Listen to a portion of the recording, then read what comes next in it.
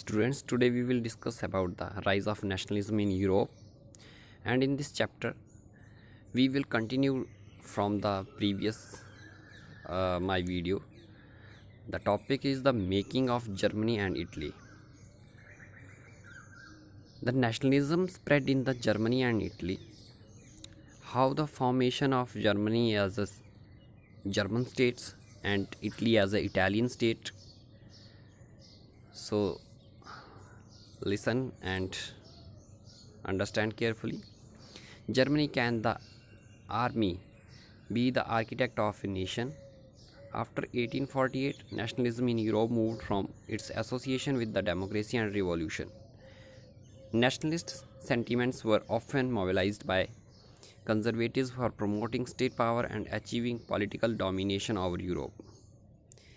This can be observed in the process by which Germany and Italy came to be unified as nation states. As you have seen, nationalist feelings were widespread among middle class Germans, who in 1848 tried to unite the different regions of the German Confederation into a nation state governed by an elected parliament. This liberal initiative to nation building was, however, repressed by the combined forces of the monarchy and the military, supported by the large landowners called Junkers of Prussia. From then on, Prussia took on the leadership of the movement for the national unification. Its chief minister Otto von Bismarck was the architect of the process carried out with the help of the Prussian army and bureaucracy. Three wars were over 7 years, with Austria, Denmark, and France, ended in Prussian victory and completed the process of unification. In January 1871, the Prussian king William I was proclaimed German emperor in a ceremony held at Versailles. Okay, students. Firstly, German area where the German language was spoken at that time. Prussia is a state, and his prime minister Otto von Bismarck, who decided to make a bigger country or bigger state where the German language was spoken, and he took three wars against the Austria, Denmark, and France, and finally all the wars won by the Otto von Bismarck. And in January 1871, the Prussian king, name was William I, decided to the emperor of the German territory area where the German speaking language. On the bitterly cold morning of 18 January 1871, an assembly comprising the princes of the German states, representative of the army, important Prussian minister, including the chief minister Otto von Bismarck, gathered in the unheated hall of the mirrors in the palace of Versailles to proclaim the new German empire headed by the Kaiser William I of Prussia. The nation building process in Germany had demonstrated the dominance of Prussian state power. The new state placed a strong emphasis on the modernizing the currency, banking, legal, and judicial system in Germany. Prussian measures and practices often become a model for the rest of the German. This is the unification of Italy. You can look at the map of Middle European areas. This is the Prussia,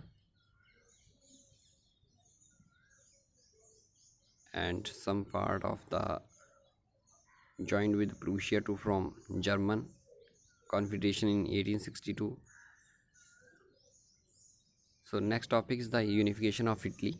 How the Italy unified by the politicians or by the leaders at that time. Like Germany, Italy too had a long history of the political fragmentation. Italians were scattered over several dynastic states as well as the multinational Habsburg Empire. During the middle of the 19th century, Italy was divided into seven states, of which only one, Sardinia Piedmont, was ruled by an Italian princely house. The north was under Austrian Habsburg, the center was ruled by the Pope, and the southern region were under the domination of the Bourbon kings of Spain. Even the Italian language had not acquired one common form and still had many regional and local variations. So, firstly, we understand about the Italy.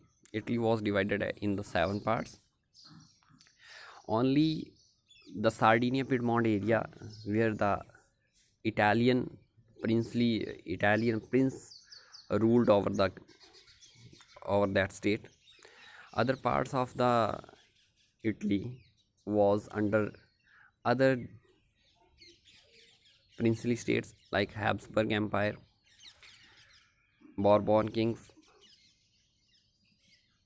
During the 1830s, the Giuseppe Mazzini had sought to put together a coherent program for the unitary Italian Republic. He had also formed a secret society called Young Italy for the dissemination of his goals. The failure of revolution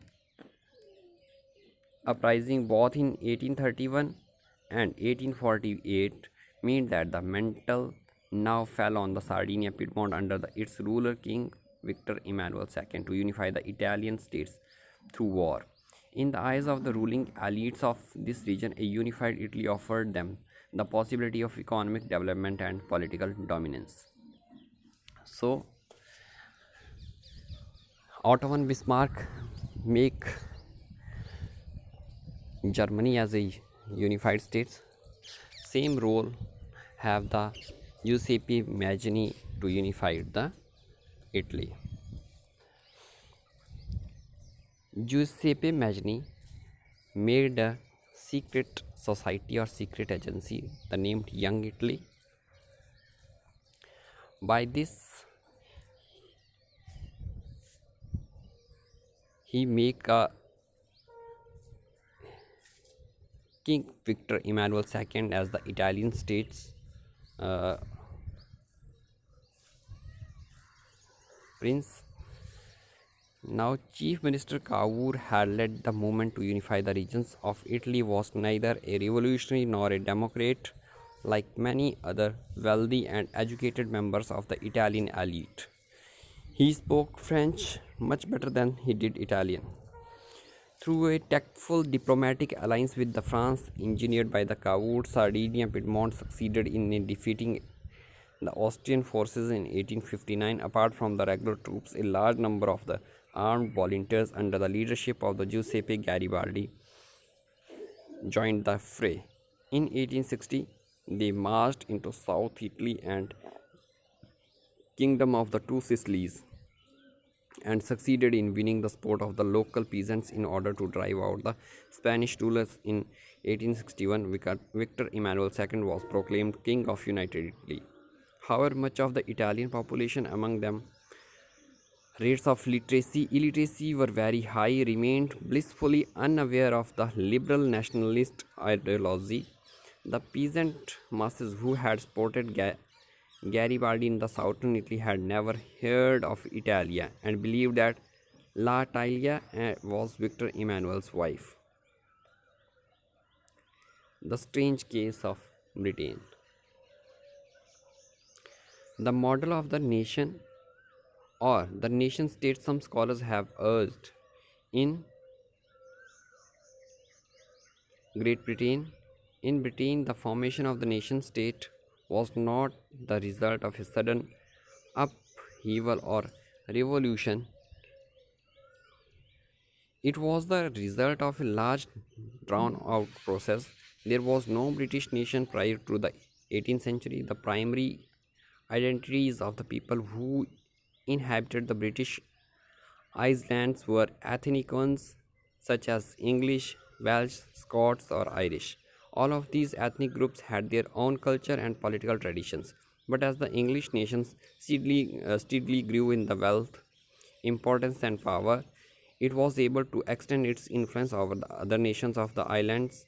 The English Parliament, which had seized power from the monarchy in 1688 at the end of the protracted conflict was the instrument through which a nation state, with England at its center, came to be forged. The Act of Union 1707 between England and Scotland that resulted in the formation of the United Kingdom or Great Britain meant, in effect, that the England was able to impose its influence on the Scotland.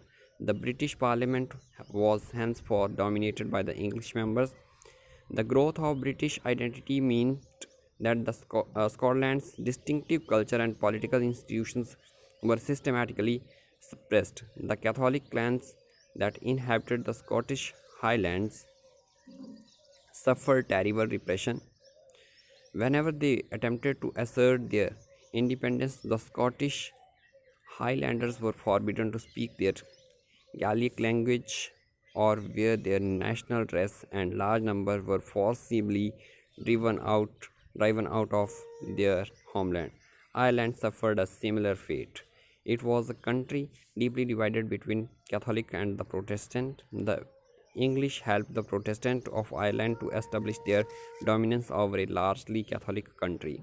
Catholic revolts against the British dominance were suppressed. After a failed revolt led by the Wolfton and his United Irishmen in the 1798, Ireland was forcibly incorporated into the United Kingdom in 1801.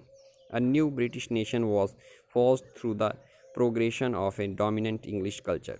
The symbol of the New Britain, the British flag, Union Jack, the national anthem, God Save Our Noble King, the English language were actively promoted, and the older nations survived only as a subordinate partners in the Union. So this is all about the Britain, how the Britons was divided in the different ethnic groups like the English, Welsh, Scottish, Irish, and how finally England or English dominate the whole England areas. They make their power in the area of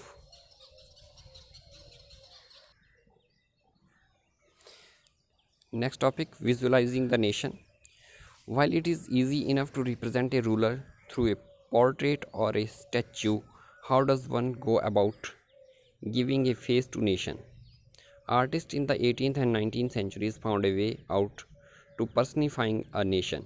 In other words, by representing a country as if it were a person. Nations were then portrayed as female figures. The female form that was chosen to personify the nation did not stand for any particular woman in real life. Rather, it sought to give the abstract idea of the nation a concrete form.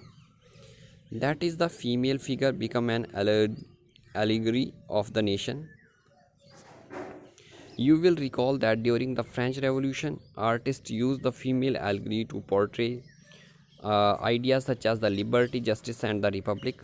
These ideas were represented through the specific objects or symbols. As you would remember, the attributes of liberty are the red cap or the broken chain, while justice is generally a blindfolded woman carrying a pair of weighing scales. Similar female allegories were invented by the artist in the 19th century to represent the nation. In France, she was Chariston Marianne, a popular Christian name which underlined the idea of the people's nation. Her characteristics were drawn from the House of the Liberty and the Republic, the red cap, the tricolor, the cockade. Statues of Marianne were erected in the public squares to remind the public of the nation. Symbols of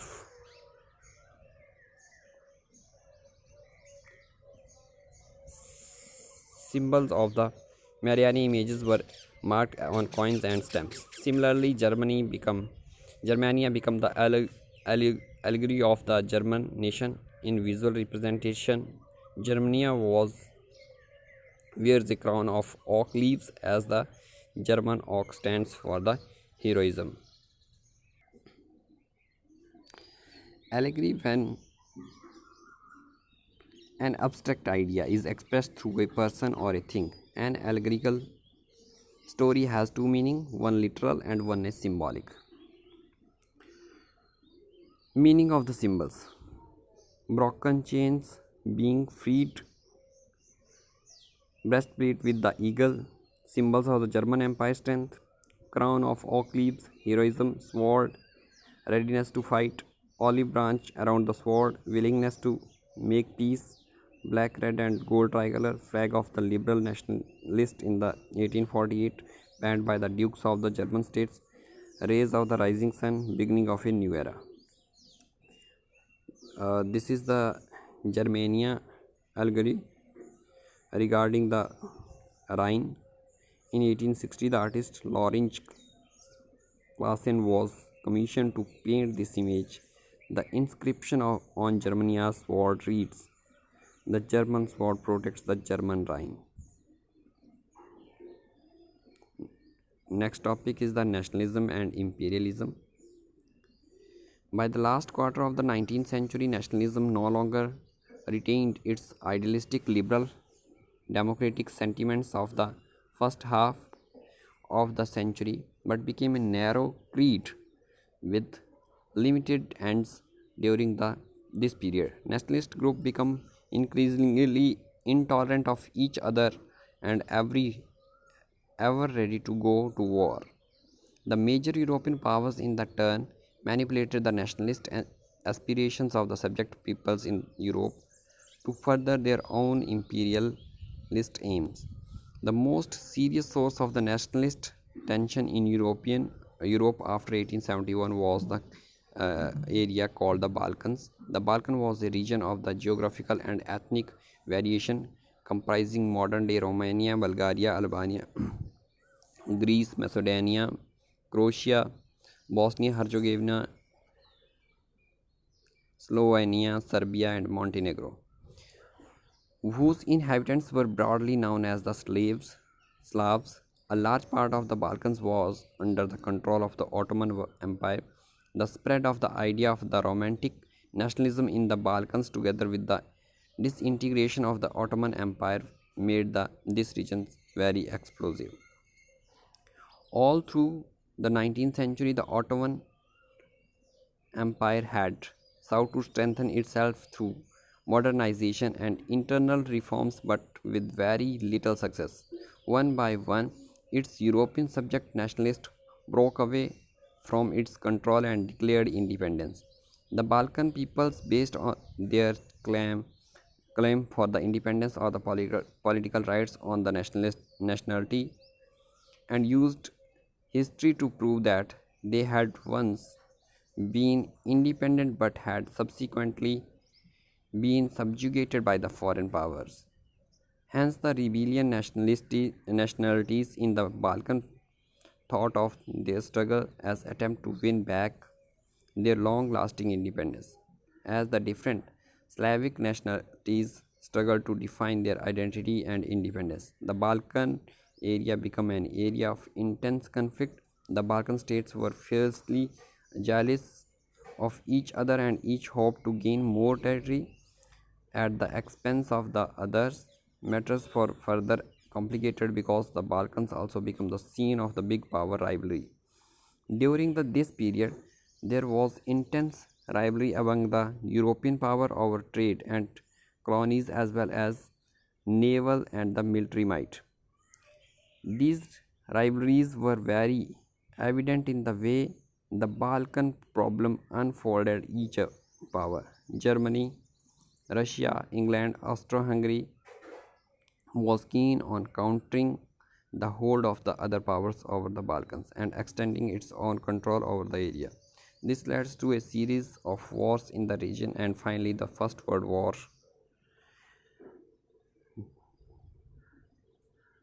Nationalism aligned with imperialism led Europe to disaster in 1914, but meanwhile many countries in the world which had been colonized by the European powers in the 19th century began to oppose imperial domination. The anti-imperial movements that developed everywhere were nationalist in the same sense that they all struggled for form independent nation states and were inspired by a sense of the collective national unity forged in the confrontation with the imperialism. European ideas of nationalism were now were nowhere replicated for people everywhere developed their own specified variety of nationalism.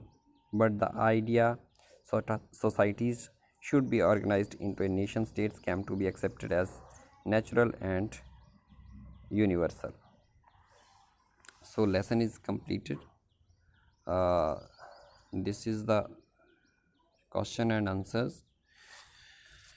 Before completing this question answer, you should to make the notes on different topics from starting to end, like unification of Germany, unification of Italy, uh, Britain, unification or Britain's power, England's power on other states.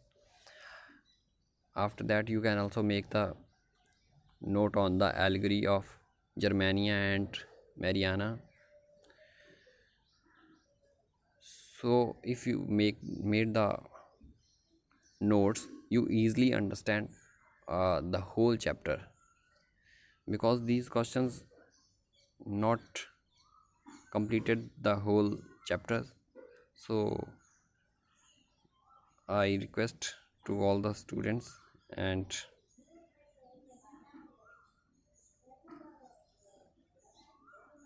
to make the notes on it. Okay, thank you.